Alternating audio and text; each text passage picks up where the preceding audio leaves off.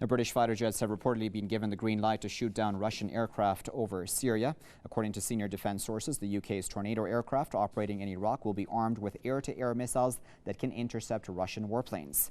They say pilots have been allowed to fire at Russian jets if they think their lives depend on it. The military sources say it is just a matter of time before a deadly confrontation with Russian jets. London is pushing for a parliamentary authorization to extend its airstrikes in Iraq to Syria, where Russia is bombing positions of Daesh terrorists. Well, to discuss that a bit further, I joined Mr. Fred Weir, who is a journalist and political commentator, and he's joining us live now via Skype from Moscow itself. How do you react to this? Is a standoff in the skies essentially inevitable at this point? I don't think so. There is a lot of political tension between the West and Britain and the United States in particular, and Russia over Syria, over what is the mission there.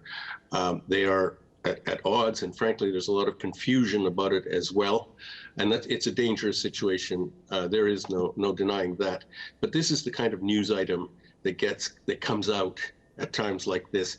It really hyperventilates about the danger. I am absolutely sure that British planes in war zones are always armed and under orders to defend themselves if attacked. But I'm equally sure that the Russians have absolutely no intention of attacking British warplanes.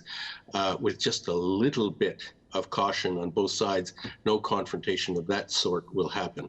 The problem is the political tensions and differences over what next, how to deal with this, whether the mission there is to overthrow Assad, defeat IS, or something in between.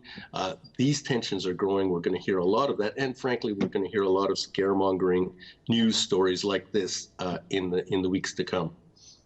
Indeed, and I wanted to ask you about that because you mentioned Daesh there, and I'm wondering, the U.S. certainly is part of this coalition because its declared goal, at least, is to fight Daesh. So I'm wondering why all these tensions then? Why aren't all these countries working together?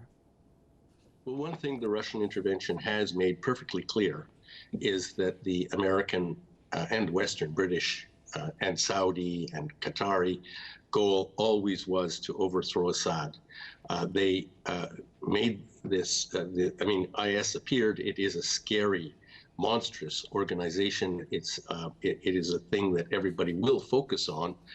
But the war against IS clearly is an add-on for the West, whereas the essential core goal that the CIA, we now learn, has been ramping up forces for was to overthrow Assad.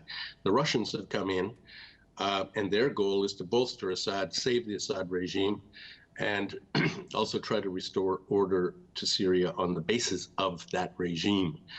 This is a big difference, and this is what they're quarreling over now, this is a problem. Okay, we'll leave it there at that point, but as always, Mr. Weir, we do appreciate your insight. That was Fred Weir, who speaking to us live from Moscow.